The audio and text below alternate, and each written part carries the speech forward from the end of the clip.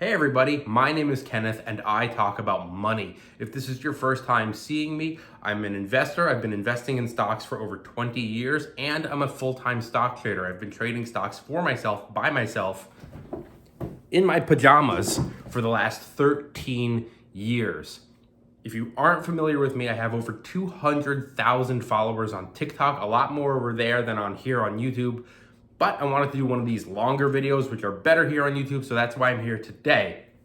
I've got a little list of some money saving tips that I wanted to go over to help you guys as we're dealing with inflation and a potential recession coming up. Just some tips for you to either save a little bit of money or make a little bit of money. None of these ideas are gonna make you millionaires tomorrow. Let's just get that out of the way. That's not the point of this video. This isn't a video on how you can turn $10,000 into $1 million trading AMC and GameStop. I don't make those kind of videos. I don't make risky videos on risky trades and risky investments. In fact, if you know me and you know about my trading history, I'm a big believer in small, consistent profits that add up over time instead of always trying to find the next stock that's gonna go up 80% in a day. I don't really roll that way. So let's get into this video on some money saving tips. Since I am an investor and a stock trader, I figured I would start there first. There are dividend stocks that will pay you a high amount of money. Some of them are even monthly dividend paying stocks like Realty Income and covered call ETFs. Covered call ETFs are great ways to generate income monthly. And then you have your average regular S&P 500 index funds, which appreciate around 10.5% per year. They also do pay a little bit of a dividend. And in slower markets, you might not see that growth, but it's a great place to start your investment. The next one is high yield savings accounts. Banks didn't used to pay a lot. Big banks still don't pay a lot. Part of this we might blame on corporate greed and wanting to pay their CEOs these bloated, outrageous salaries. But the other factor that comes to why big banks like Bank of America pay 0.01% interest is that they have locations everywhere. And those locations have overhead. But now we have banks like SoFi, American Express, Marcus, that are paying really high interest rates. Some of them are even over 4%. It's important to note that this won't always be the case. The part of the reason that we're seeing these high interest rates in savings is because the interest rates overall have been going up. So they're able to do this. If the interest rates come down, those saving rates will come down as well. But another thing we're seeing are CDs. A lot from banks, just like Marcus, like I just mentioned, are around 4.5%, I think, for these CDs. The next thing I want to talk about are cash back apps. Apps like Upside. It's a great mobile app for going to the gas station. So it will tell you, hey, you'll get 20 cents per gallon back at this particular gas station if you go between this time and that time. Whenever I'm about to go fill up my car, I just open the app. I live in a city, I live in Washington, D.C., so I'm not a big driver, but in the short month or two that I've been using the app, I've made almost $10. I know it's not gonna be millions, but if you are a big driver, anything is something. All this extra money, if you're making $20 a month, maybe you fill up your car a lot for work or whatever, that's something. That's more money than you had that you can use to pay down a bill or put into your investments or your rainy day emergency fund. There are also other apps like Rakuten or whatever it's called that give you cash back for shopping.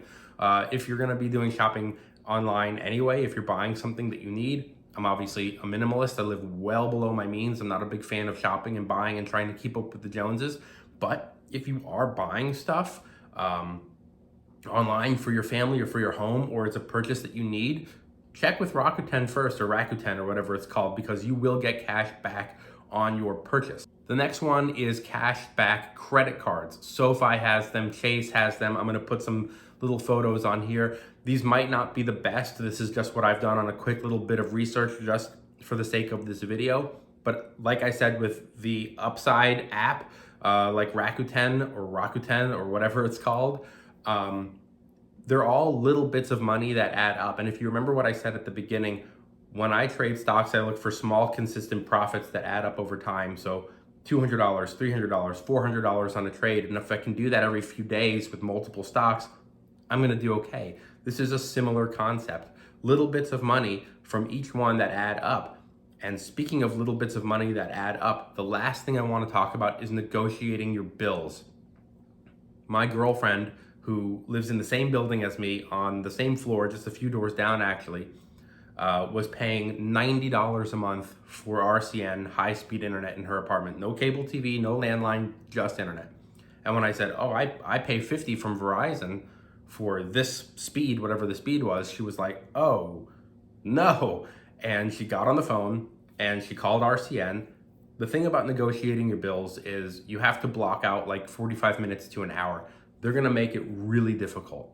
Their goal from the minute they find out that you're calling to get a lower price is to say no. So the first person she spoke to said, oh, I'm so sorry, there's no promos at this time, call back later. And she said, nope, put me through to someone else, I wanna talk to your supervisor. Supervisor gets on the phone, it's the same routine. My boyfriend lives down the hall, he has this speed for this price from Verizon. The supervisor said, well, how about this? We can give you faster speeds for an additional $10 a month, immediately trying to upsell her into a faster internet. She said, no, I don't want faster internet. I want the speed that my boyfriend down the hall has for the price that he has, and he gets it from Verizon. I want you to match it or I'm out.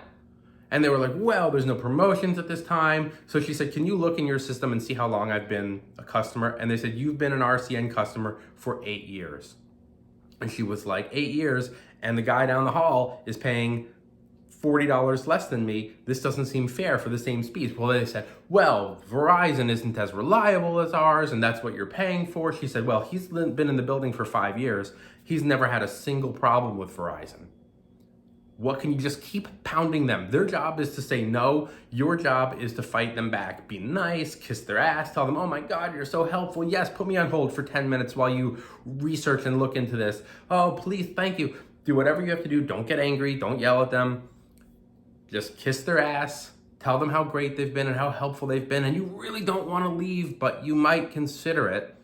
And eventually, the guy at RCN came back and said, okay, we can give it to you the speed you want at the price you want.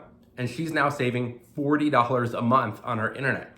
Again, $40 a month won't make her a millionaire, it won't make her rich, but it's $40 more that she can put into her index fund every month or an emergency savings account every month. If you do that with all of your bills, it can add up. I'm not saying that the reason you can't afford a house is because you buy Starbucks or you pay for Netflix and it brings you joy.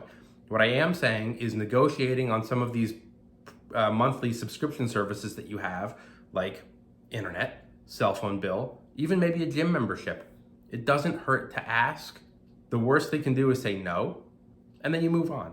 And the best thing they can do is say, yeah, I can knock $10, $30, $40 off, whatever it is money that you now have in your pocket that you can divert to other more important things.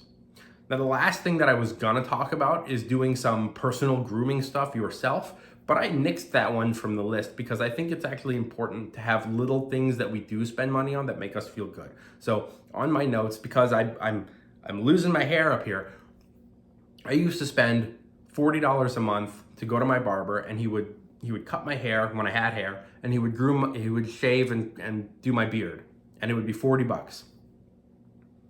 Now I'm saving that $40 because I went on YouTube, I watched some beard trimming tutorials, I do it myself, and I just got a pair of clippers and I buzz my own head.